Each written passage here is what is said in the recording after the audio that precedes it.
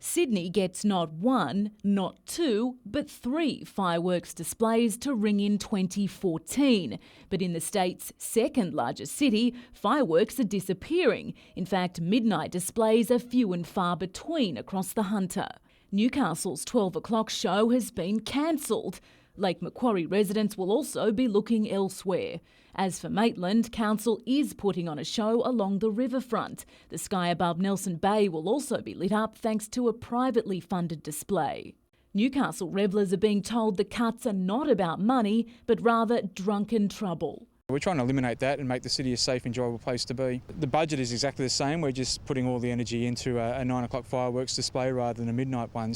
Of that modest $120,000 budget, just $20,000 is actually used for the fireworks, firing off from Nobby's headland. The lion's share of the cash goes to policing and security, and the message from those on the thin blue line is simple. We encourage people to come and use our town and to enjoy themselves, but please act responsibly, because if you don't, there'll be consequences. As for Maitland, organisers are preparing for even bigger crowds than usual, with the full quota of fireworks and other activities from the early evening. Midnight's when New Year's Eve ticks over, so everyone wants to be there for the midnight fireworks. So yeah, we plan to keep those around.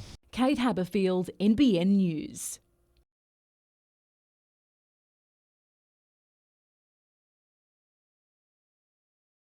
Vantage points to Coral Southern Marina. It's right in the centre of the displays of fireworks, anywhere from Flight Point to the east to the breakwall at the Fisherman's Cove to the west would be a great spot to go.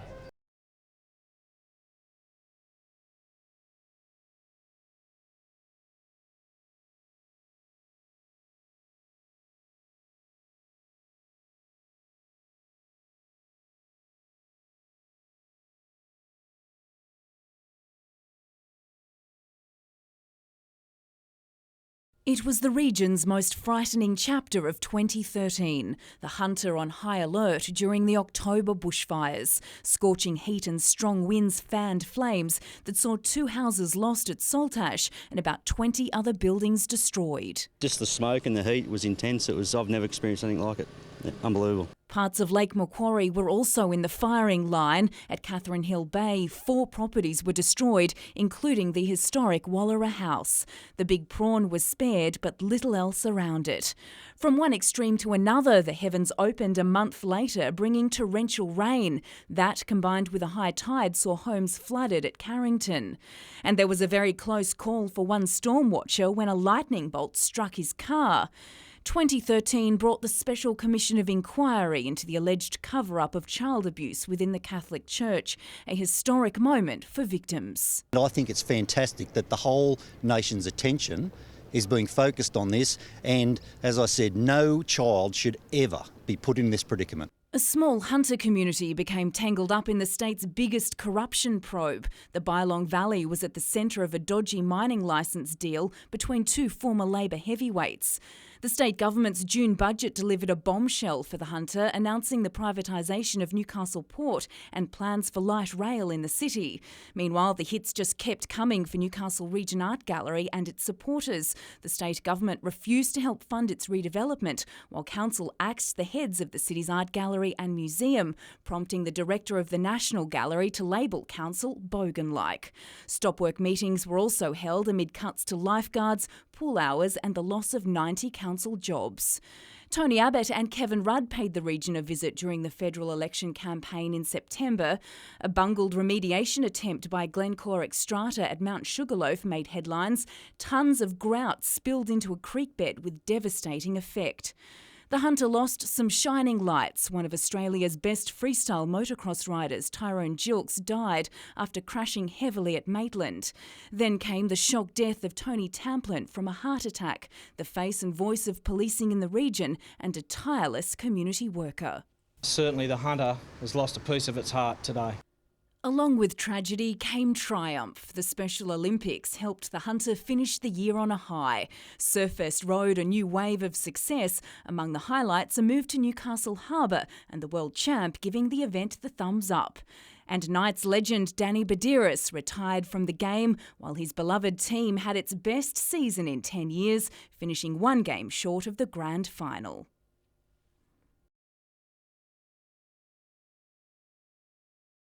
paddling out in memory of a much-loved son, brother and friend. Just 4 months ago, 13-year-old Joshua Caruso died of an undiagnosed heart condition on the way to school at Belmont. This is where he loved it at Christmas time, and surfing with his friends, and that was what he loved. So we thought this would be the nicest way to pay our respects to him. This is the Caruso family's first annual holiday to Fingal Bay without him. Today, relatives were overwhelmed by the support of friends and people they'd never met. Today you can see the number of people just turning up now with their boards in hand, so it's just fantastic to see. And it just shows today what sort of a kid he was. Joshua's parents are also starting a foundation to raise awareness of the condition. It's called hypertrophic cardiomyopathy, which causes the left side of the heart to thicken. They've since learned their 2 other sons are also affected. Obviously we want to do the best by them and see if we can help find a cure, or even see whether or not they can keep an active lifestyle. Fittingly, it will be called the Joshua Caruso Foundation. He'd always say hello to people, and he'd love little children and cared for them. So yeah, it's very appropriate for Josh, and he wouldn't, if he was still alive, he'd be starting it himself. Vivian von Drainen, NBN News.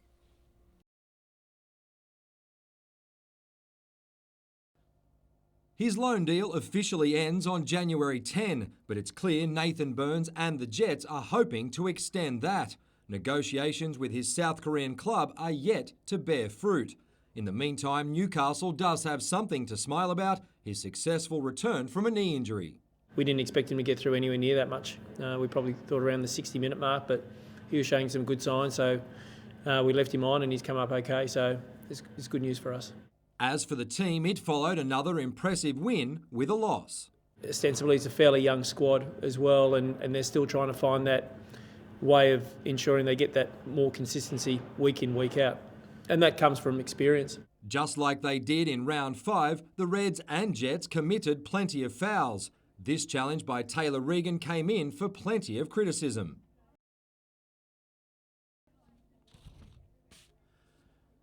The Jets defender escaped suspension, but after being involved in several exchanges, Marcelo Carrusca will miss next round.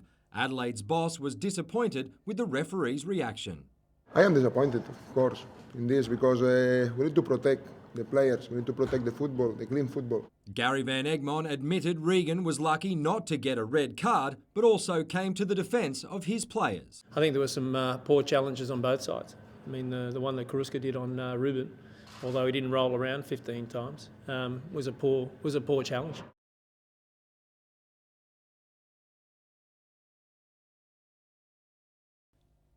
Her career has taken her around the world since her late teens, but Susie Batkovic still loves coming home. Just like the rest of us, she admits she's been indulging this Christmas.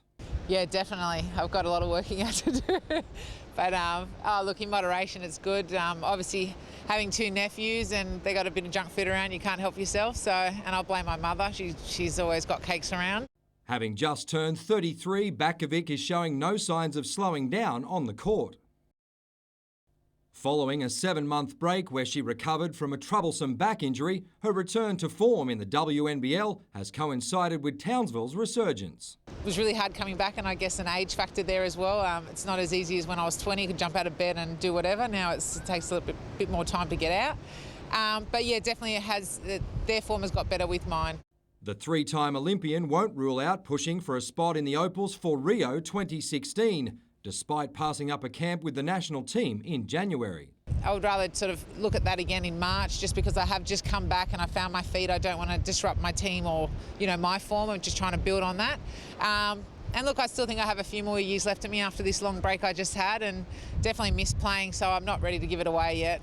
As for her immediate future, will she be staying in Townsville? And I am happy there. I guess for me at the moment, it's probably a bit too early to say. I'd rather just keep continuing and focusing about this season and seeing how it pans out. And at the moment I am enjoying it, but I can't tell you what I'm doing next year because I haven't even worked that out yet.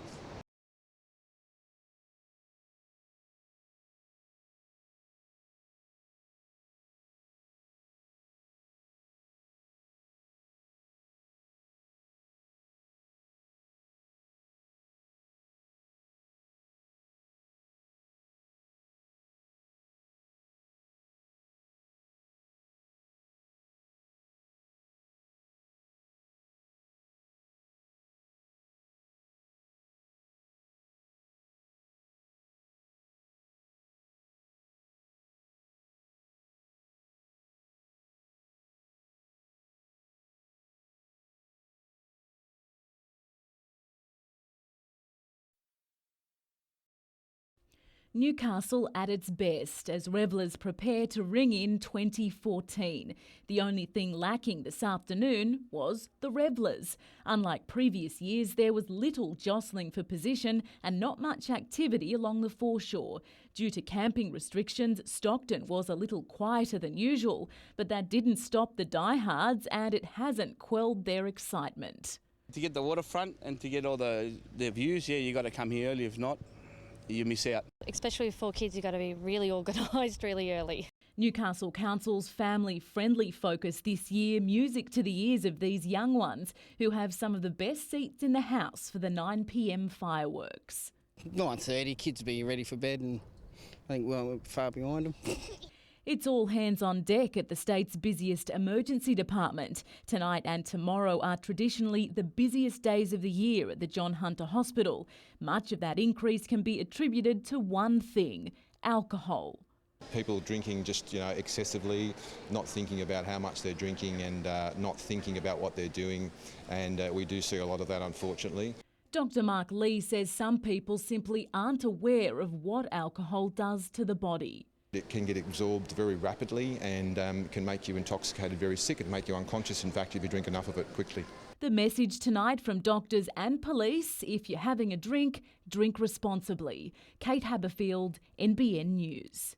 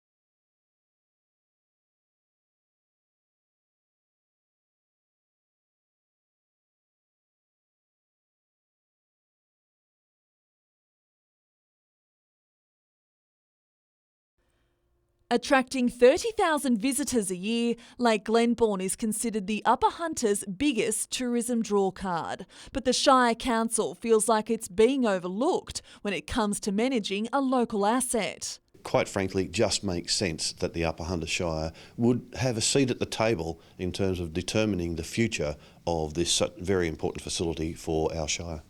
Earlier this year, Lake Glenbourne, along with all state government water and recreation parks, underwent a management overhaul. A state trust now oversees all 34 parks. We believe that with our expertise and local knowledge that we could enhance the tourism value and therefore the economic value of this particular facility. And Council wants more of a say when big decisions need to be made. From Council's perspective, if that trust were making sure that there was a direct avenue for the provision of local knowledge and expertise from the Council on this particular facility, then I think that would be a great step. The state government plans to appoint a community advisory committee early in the new year to report back to the trust. I think it's probably not possible to have every major recreation area represented on one advisory board. There would be dozens of people. But Council says that opportunity isn't enough. I think it's very important that the local council authority has some input into the ongoing running of these sorts of facilities. Christy Reading, NBN News.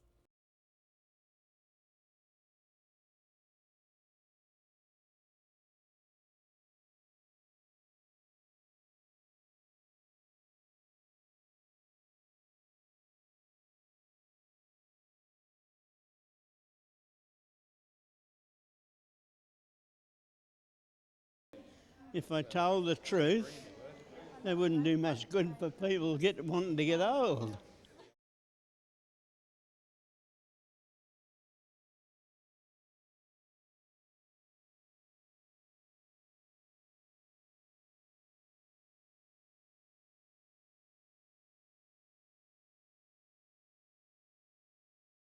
When you're driving down the road, if you're having a bad day, you get in one of these guys and it'll soon turn around or put a smile on your face. A bittersweet day for anyone with a soft spot for a Kombi. New safety regulations in Brazil, the last place in the world where the people mover was being made, have sealed its fate. It's a combination of six decades of history. I mean, it's touched so many people's lives, the Kombi. Former National League soccer star Andy Roberts knows more about Kombis than most. His greatest achievement, turning the 1957 microbus from this to this. Got it shipped over here. It was a beaten up old wreck, had about 1,000 bullet holes in it. It was an old school bus, had a lot of history. And the Kombi itself has a lot of history in Australia. When you think of surfing, they think of Kombis going up and down the east coast of Australia. Yeah, well, back in them days in the 60s, back in the day, they were all the rage. You know, the young guys, it was an affordable way of transport. And they put their boards on the top and out the back and sleep in it even. 1,200 limited edition vans have been made to mark the end of production, but snaring one might be a struggle. Andy, for one, will be ensuring the Kombi lives on. I'm preserving history, basically. That's what I'm doing. And I'll continue to do that and always looking out for another project. Michael Kane, NBN News.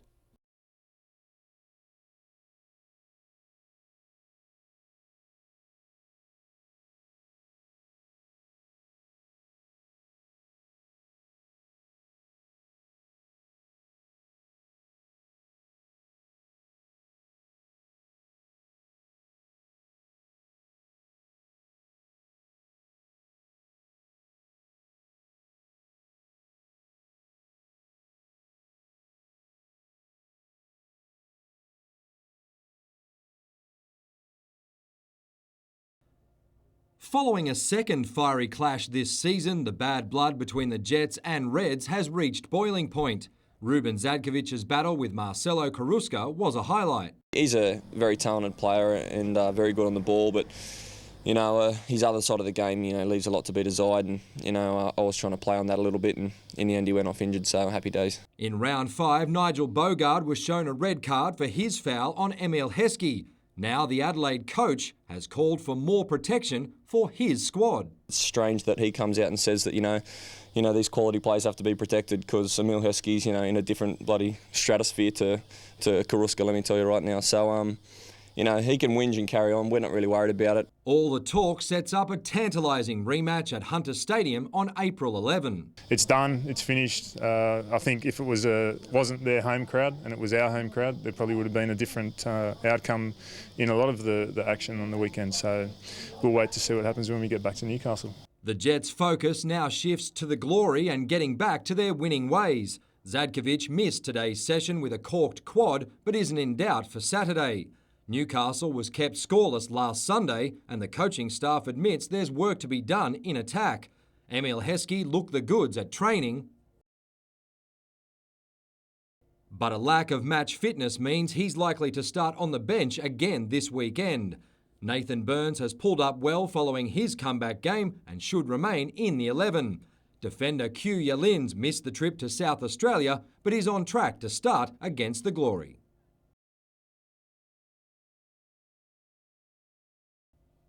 During his time in Newcastle, Neil Young finally got his chance as an A-League keeper. Unfortunately, a serious injury limited his opportunities.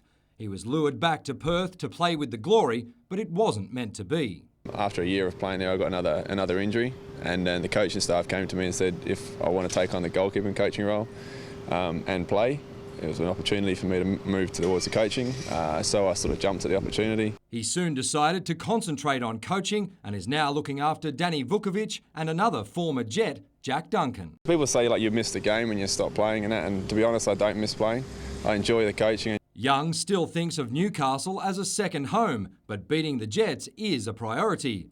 Tomorrow, he and the Glory will arrive in town to prepare for Saturday's clash at Hunter Stadium. On Thursday, players from both sides will take part in the inaugural Glory Cup at Newcastle Golf Course. Young believes Newcastle has a chance on the pitch, but not on the fairway. No chance, no chance. We've got Steve McGarry, who thinks he's a pro golfer, and Jacob Burns fancies himself as a golfer as well. And I mean, they've only got Bridgie, I think, and he's nothing special as a golfer.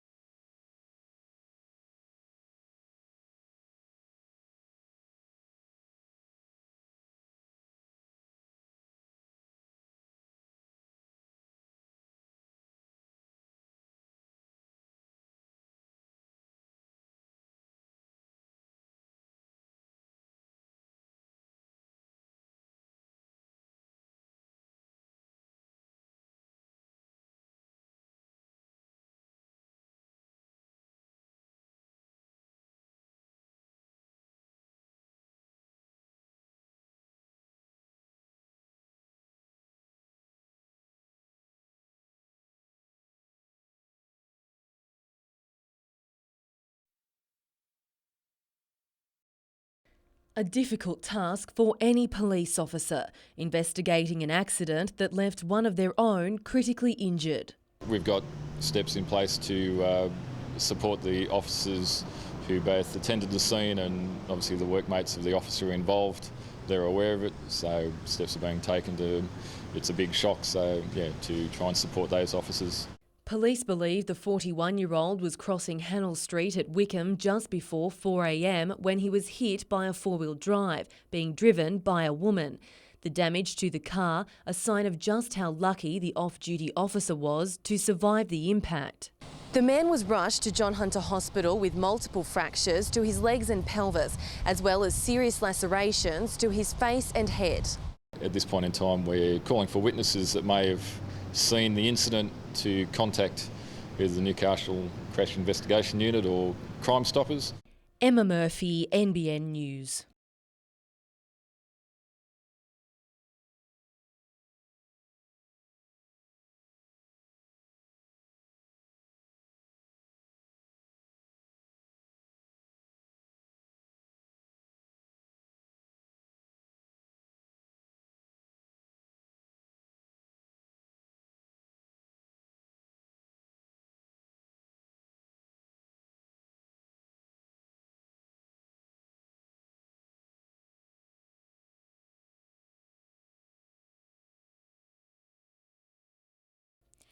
As 2013 came to a close, the foreshore was the place to be in Newcastle. With sparklers, glow sticks and a few festive accessories, revellers were ready to see in the new year. Happy New Year! Happy New Year!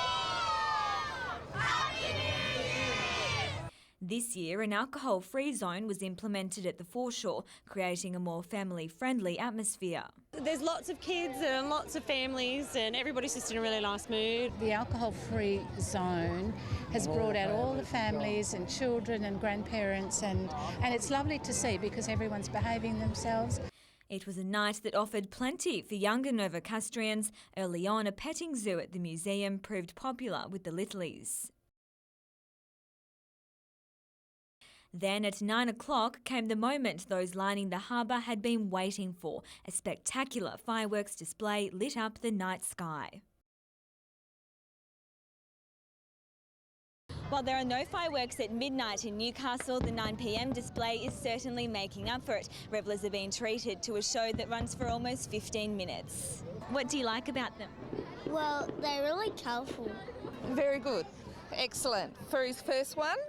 Then, unlike previous years, the foreshore largely cleared. Newcastle Council says it's pleased with the new and improved family atmosphere. The police are happy, council's happy, and I think everyone that attended it tonight had a really good time. 300 people chose a more glamorous end to the year. A James Bond-themed charity event at Fort Scratchley raised money for the Hunter Children's Research Foundation, while others hit local after-dark favourites to party on and, of course, count down to 2014.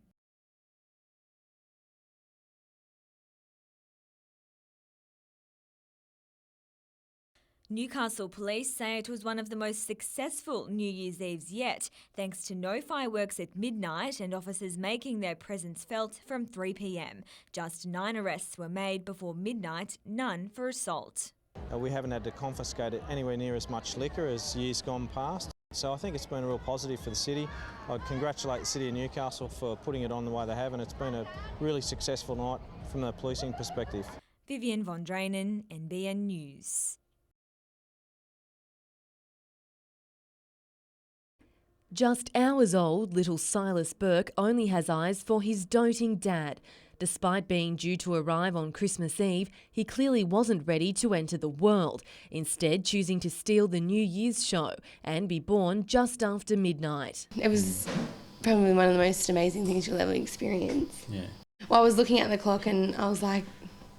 Well, the doctor said first it was 10 to 12. She said, we're having a 2013 baby Yeah. or 2014, so... You had a bit of pushing to do then. Yeah, but we got there. Yeah. Today, the couple's nearest and dearest rushed to meet the newest addition to the family. I love my grandson. I've leapt into 2014 as a nanny. Uncle Jesse enjoying some one-on-one time, getting to know his nephew. I've totally forgot. What is it like to be a baby? Excited to be an uncle? Yes. How come? Because I love him. And Silas will carry on a special family tradition. His middle names Charles and Ross, one after his late great-grandfather, the other Adam's dad. A new year these new parents are sure to treasure. Beats going out on New Year's Eve. It does, yeah. Emma Murphy, NBN News.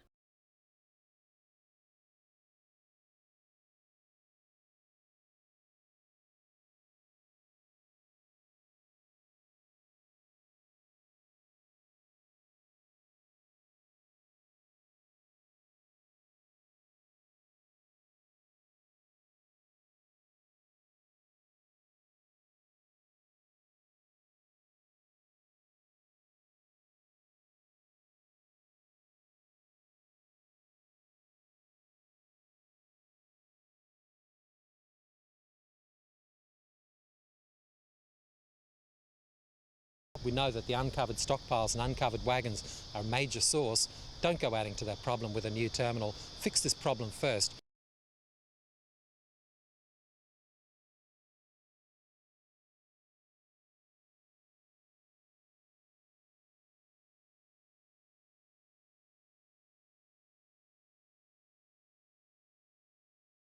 It's a case of going the full circle for the new man in charge of the Green Machine. It's a big honour, you know, of a Greens junior, so it means a lot to be given the role. Michael Dan takes over from Stacey Sykes, who held the coaching job for 3 years, taking Merewether Carlton to grand finals in 2011 and 12. We'd like to try to emulate that success, but I have a different personality, so with that I'll bring a different structure. The nucleus of last season's squad is still there, and Dan's looking at keeping the same playing style. The Greens have always been known for wide and ball-in-hand rugby, and that's the way we would like to play next year. Last season, the Greens fell 2 games short of the grand final, eliminated by their arch-enemies, the Wanderers, in the minor semi. Very unlucky this year that the bounce of the ball, you know, 2 games at the end. If they went the other way, you know, could have been a different end to the season. To help Dan find his way is a support team which includes a former Wallaby. Mark Bell will draw on his vast experience at an elite level in his role as a coaching director. It's just tweaking little things and bringing some skills in and some, I suppose, new stuff that's going on in rugby that I can offer, and any advice I can give to players and coaching stuff. Michael Kane, NBN News.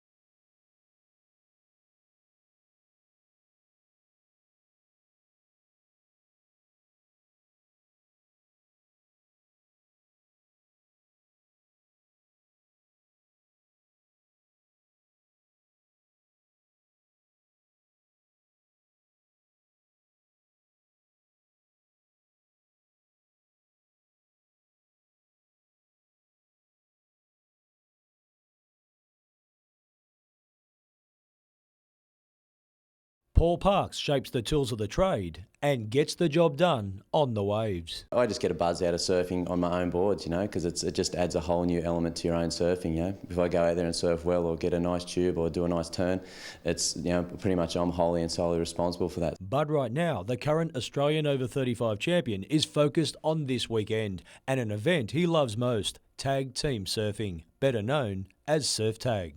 His Merewether side has an embarrassment of riches to choose from in terms of talent and will actually field 2 teams, including the likes of young guns Jesse Adam and Jake Sylvester. It's getting harder and harder every year. I sort of think to myself, I'm lucky being the veteran. There's not too many of us getting around, so I sort of get a free run into the team. I've often said I'm a little bit of a passenger on this team now. For Jesse, his strategy is simple. Pull out all the stops.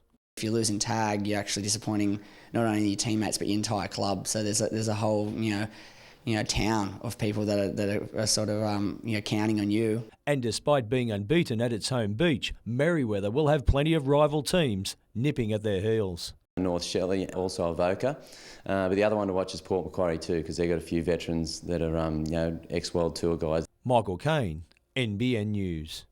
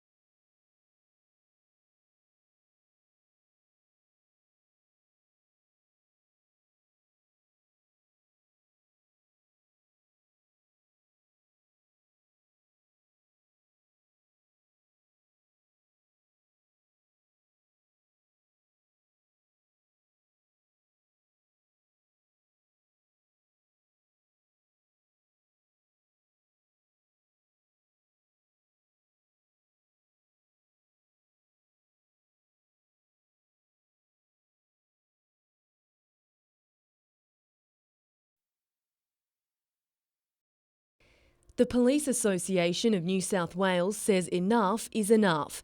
Its president, Scott Webber, says officers in Sydney are desperately pleading for change and they're looking to Newcastle for a solution. Newcastle is best practice and it's a model that's actually looked around the world as the thing that we need to do to stop alcohol-related violence. Since the restrictions were introduced 5 years ago, official figures show the number of alcohol-related assaults has reduced by 37%. Emergency department admissions are also down. Director of Emergency at the John Hunter Hospital, Dr Mark Lee, says the restrictions have made a world of difference for the doctors, nurses and paramedics struggling to keep up with demand. The lockout period we've had in Newcastle, I think, has made a difference, and I think it's improved what we're seeing here. And as I said, we've had a good period this year compared to the last few years, so it's definitely improved. But both sides of politics are at odds over the suggestion. This isn't going to be popular with the liquor lobby, but for me, that is no longer the point. The point is young lives being cut off and destroyed. The slogan put forward by my opponents of 1 a.m. lockouts, of 3 a.m. shutouts, is of no comfort to someone who was assaulted just after 9 p.m. Something local campaigners disagree with. We know that the Newcastle conditions have worked, and it's probably prevented around 3,000 young people being bashed on Newcastle City's streets late at nights. Emma Murphy, NBN News.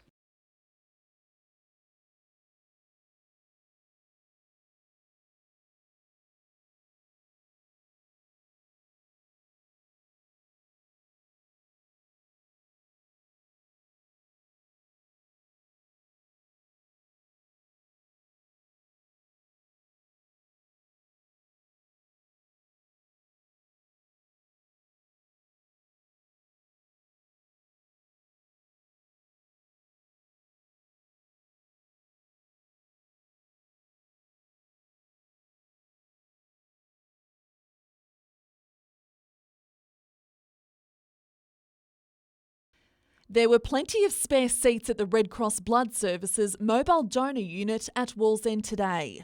Not a good sign for a region that needs an extra 120 donations before Friday. Especially this time of year, we have a great need for it because people tend to go away on holidays, and yet the need for blood doesn't go away. Today, only 25 appointments were made at the van in the Wallsend shopping centre. 50 were needed. O negative and A negative are the lowest in stock. Giving blood is very easy. It only takes an hour of your time. All you feel is a pinch of a needle and you're in and out within an hour. And it appears Novocastrians need to step up year round. In Newcastle, only about 1 in 30 of us actually give blood, whereas 1 in 3 of us will actually need blood at some point in our lives. So we really need more Novocastrians to roll up their sleeves, come in and give blood. If you want to donate, the van will be back at Wallsend tomorrow, or there's always the Newcastle Donor Centre on Watt Street. Christy Reading, NBN News.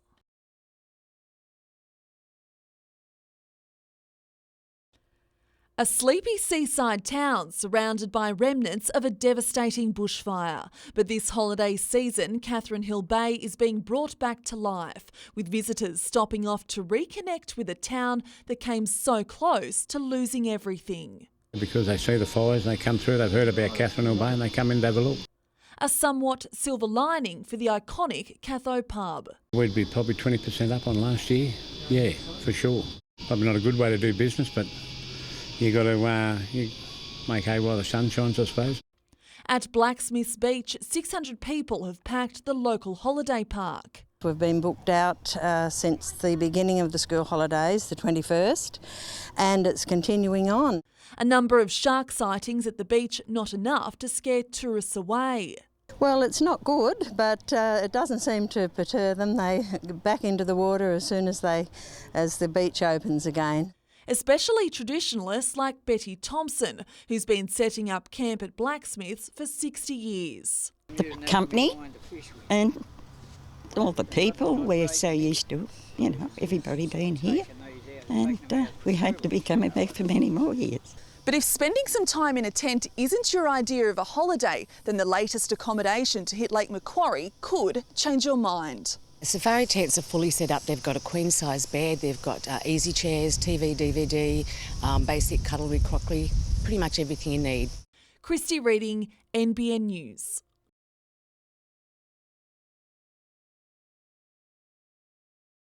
No surrender and ready to throw themselves into everything. That's just what the coach wants after a flat performance against the Reds. We weren't good enough for a number of reasons, but one reason in particular is just, that freshness and that sharpness. And that means changes for the Glory game. It's not so much the formation, more so the personnel. So we'll see a little bit difference in that.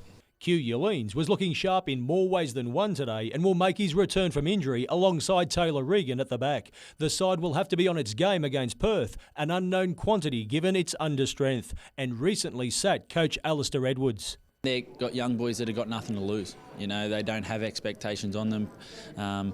You know, they go out there, have fun and do what they do. But I think if we worry just about ourselves, I think we'll be all right.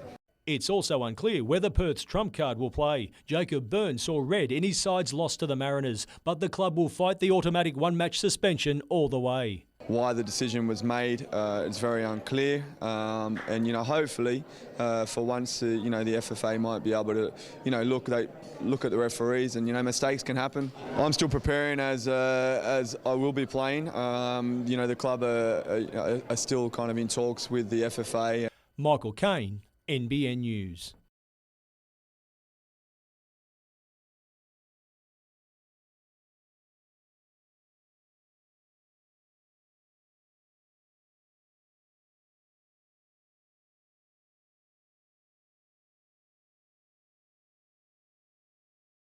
My great-grandfather actually invented the game.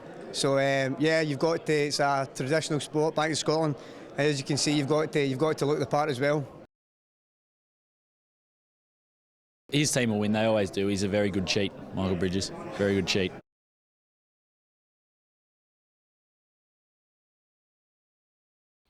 A photo of a different kind today for a much-loved Newcastle sprinter. Hidden Warrior was run down in the final 50 metres by the Flying Dancers on Stars at Randwick yesterday, but Paul Perry has no complaints. Yeah, it was a great run, Michael. If he probably would have relaxed a little bit better early in the race, might have made a difference. His eyes are now on a far bigger prize in a fortnight's time.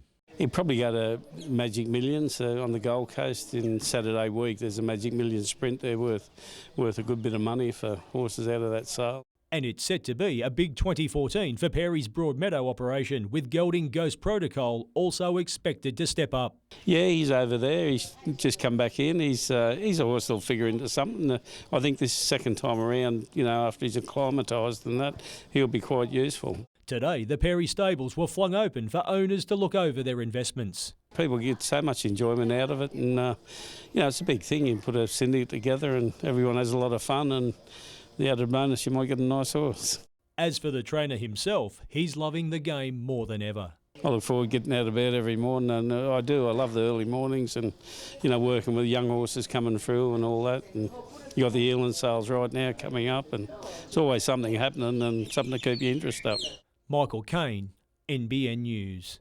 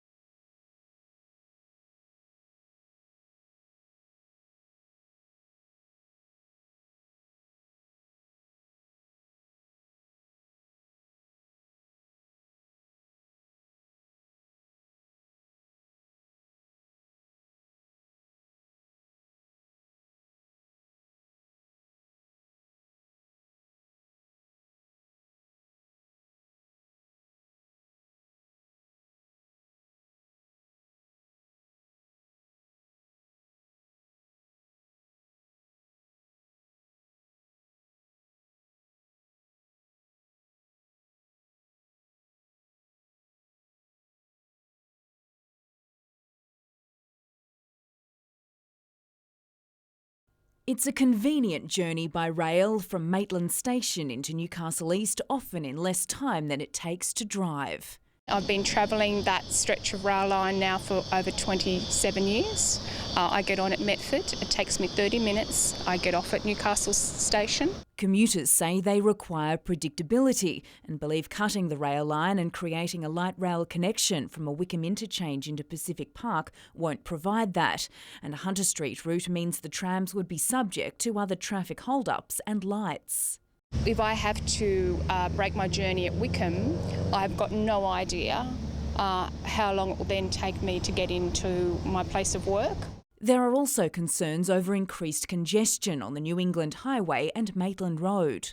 Studies have been done and consistently shown that there is a loss of 20 to 60% of patronage on public transport if commuters are required to change from one mode to another.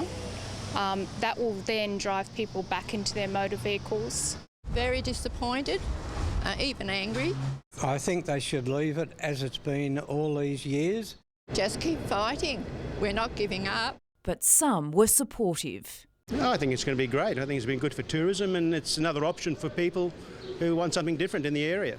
Maitland MP Robin Parker, who previously urged her government not to make such a move, was unavailable today.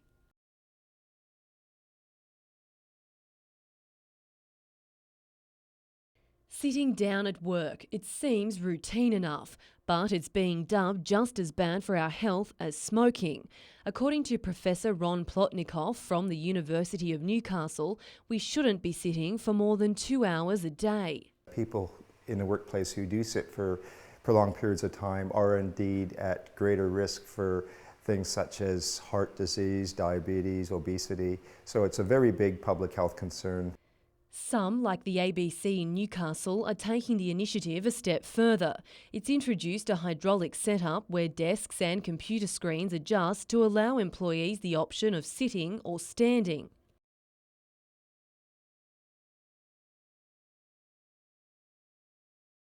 You just push a button and it's up it comes, just raises up and only takes a couple of seconds.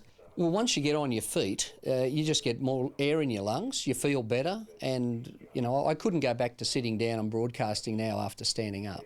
People who are moving more, standing more, can be more mentally alert, more engaged, and so there are clearly those psychosocial benefits. Emma Murphy, NBN News.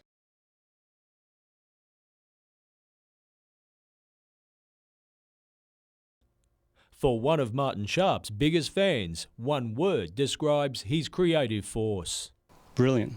Last month, the Sydney artist lost his long battle with emphysema, leaving behind a legacy of work. He came to prominence in the pop art scene in the 1960s with his cartoons and artwork for the Oz magazine. Because he was anti-establishment. Oz magazine was a really satirical magazine.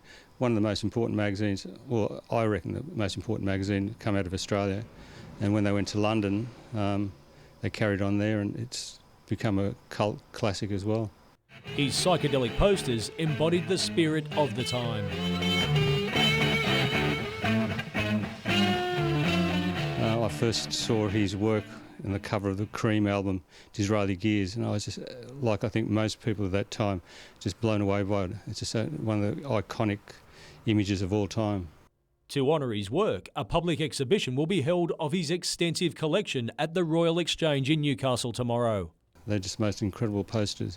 To put them onto metallic paper in the first place, and the exquisite draftsmanship was just extraordinary. Michael Kane, NBN News.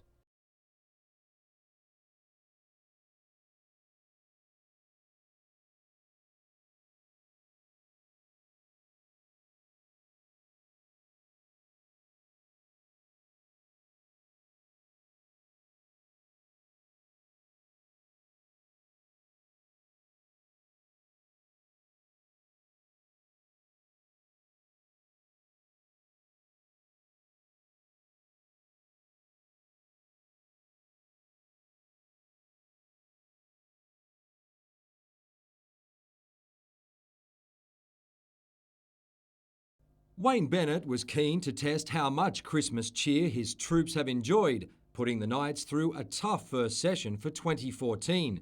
But there was still time for a bit of humour. The coach was happy to talk about Brad Fittler's decision to play in the Auckland Nines. Maybe Freddie had a bad moment over Christmas and watched some old videos of himself playing and thought he could still do that.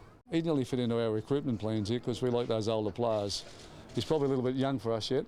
Returning from surgery, Kurt Gidley and James McManus will miss the tournament in New Zealand, but they're on track to feature in round 1 of the NRL.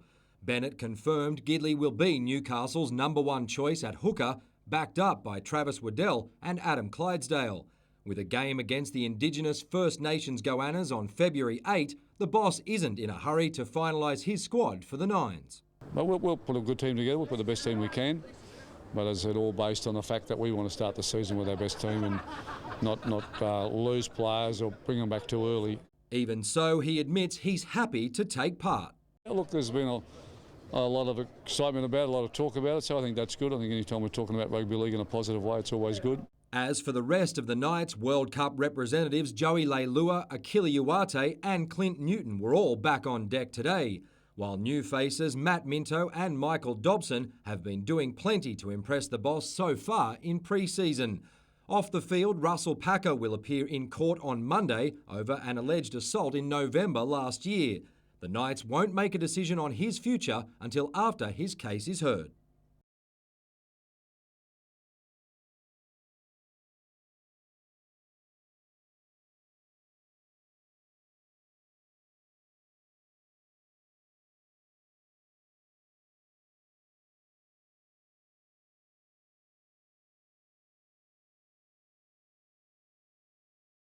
Finished really strongly at the end of 2013, so the fans are sensing a bit of a buzz around the place.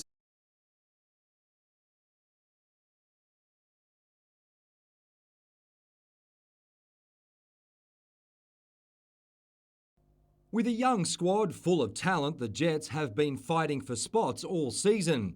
But with 4 players leaving for international duty following the clash with Perth, there's certain to be more opportunities for the likes of James Virgili, Zenon Caravella and Craig Goodwin.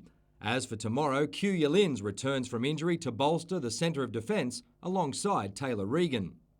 I have a good connection with Taylor, and then I think the games we play well together.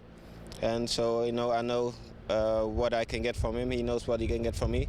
Yalins missed the loss to Adelaide but isn't fazed by the Reds' claims the Jets are too rough. We play the game that suits us, and I don't think we are more rough than other teams.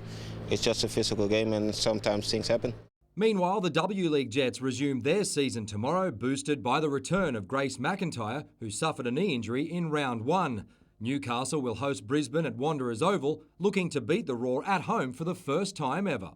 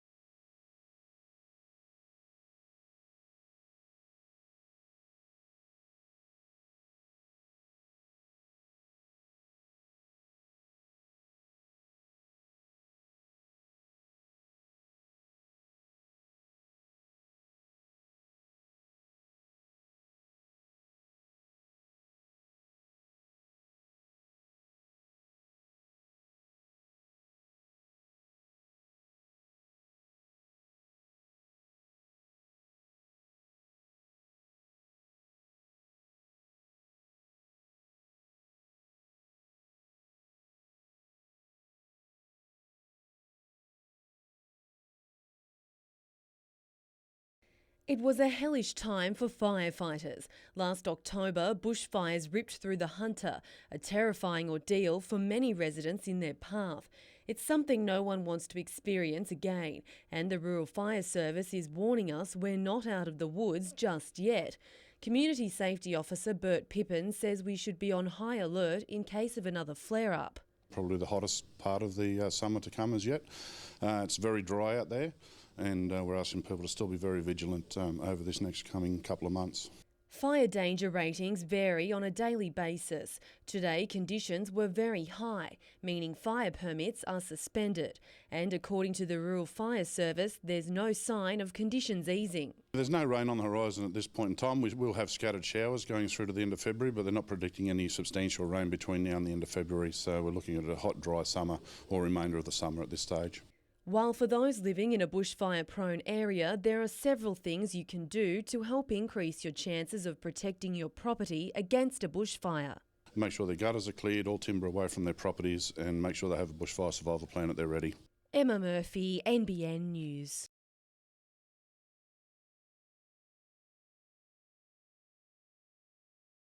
Little Jasmine is lucky to be alive. Her carer Fran at the Hunter Koala Preservation Society says she began life in bushland at Corlett, but extensive development forced both her and her mother out. She's been in care almost her entire life after she contracted a disease, but mother didn't survive. Because of this habitat displacement, they've actually had to make their way to Soldiers Point looking for more habitat.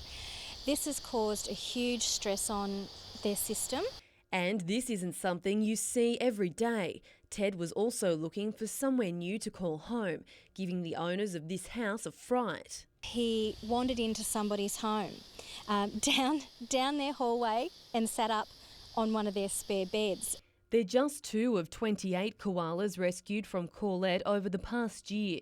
The Society fears the problem could get much worse due to a proposal by Urban Growth New South Wales for more residential development at Fisherman's Bay, which it says is home to another koala habitat. A spokesperson from Urban Growth New South Wales says the site is listed as other vegetation by Port Stephens Council. The body also says its own study has identified the site cannot sustain a koala population because there is no preferred vegetation. They need a huge area to be able to graze a different variety of trees. Now, those trees removed and being said as not essential creates a situation where those koalas are going to have to travel further. It's going to have them displaced into areas that they're not familiar with. Emma Murphy, NBN News. For many four-wheel drive enthusiasts, enjoying the experience is what it's all about. But at times, it can come undone. The old saying, experience is everything, rings true for Paul Fisher. Everyone that owns a four-wheel drive could actually be improved upon, and knowledge is a wonderful thing. In his many years of mentoring, Paul has come across plenty of damage which could have been avoided. Yeah, Michael, that's a perfect example of damage that can be done by people using the tracks in wet weather. That started off a normal track about 3 years ago, and it's just deteriorated down from that. That gives it a real bad name. This is why a lot of the authorities are closing up areas. Adapting to different terrains is also something that's often forgotten. 2 totally different techniques. You know, a little bit more about momentum on the beach, you know, because you actually need to keep the car moving to be able to just traverse that bit of sand that you're actually going through. Paul, we're about to hit the hills. Yes, mate. What should we know? Don't rush. Actually, you drive as quickly as necessary, but as slow as possible. If you notice at the moment, I'm not rushing to do anything. But the one thing he loves just as much as the drive is the people he meets. Local judges to barristers down to the normal tradesmen. Everyone, down to the people who've actually retired and planning to go around Australia. Michael Kane, NBN News.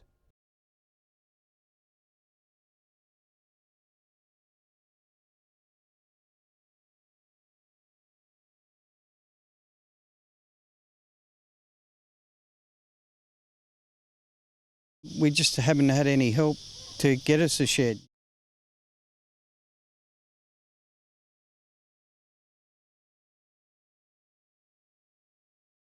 One of our guys actually had a nervous breakdown, and we've been able to pick him up by having this shed where he could come along and speak to other men.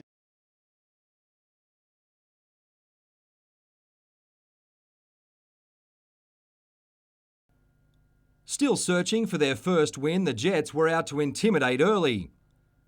Newcastle should have scored inside 10 minutes, but Riley Dobson couldn't keep her shot down.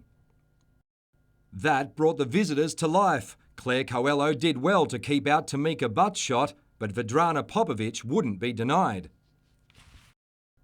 A few minutes later, the Raw were in again. This time it was Katrina Lee Gorry setting up Emily Gielnik. Brisbane then showed why it's one of the contenders for the W League title. Starting inside its own 18, the Raw put together 4 passes before Gielnik bagged a double. Hannah Beard almost created something out of nothing for the home side, while Coelho was being kept busy before the break. The goals continued to flow in the second half. The Raw soon made it 4, before Claire Polkinghorne added Brisbane's 5th from the spot. Coelho refused to throw in the towel, pulling off some desperate saves. At the other end, Dobson earned a penalty, giving Tara Andrews the chance to get the Jets on the board. Dobson was one of Newcastle's best all day. She added a second for the Jets in the dying stages. But the Raw was never in trouble, easily winning 6-2.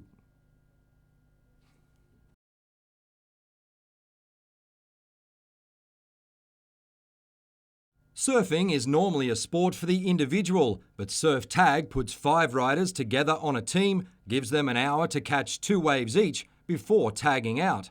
Early in the day, former world number 2 Luke Egan was back in familiar waters, helping his boyhood club. The visitors were also out to impress. Avoca's Michael Bain showed no fear in the shore break. There was disappointment for Josh Radcliffe and Catherine Hill-Bay, missing out on the national finals by just 1 point. In today's final, it was 2 teams from Merewether taking on Nora Head and Avoca, surfing in green rash shirts. Jake Sylvester got Merewether Black off to an ideal start. The Central Coast teams weren't having much luck with wave selection. Surfing in pink for the Merewether Blue team, Ryan Callanan showed them how it's done, putting together the highest scoring wave of the final, a 9.5. Yeah, I kind of had nothing till the final, and then I said to a couple of the guys, I had not shockers, but just mediocre ones, and I was like, I just want to have one good heat, and then to get the highest score of the whole day is pretty special. That score put Merewether Blue into the lead, and that's where they stayed, as the locals finished 1st and 2nd. That's the first time in history that we've got 2 teams, 1 and 2, so that's why the boys are so excited. It's unreal, 2 teams, it's 11 guys to be able to take out the whole region. It's so stoked.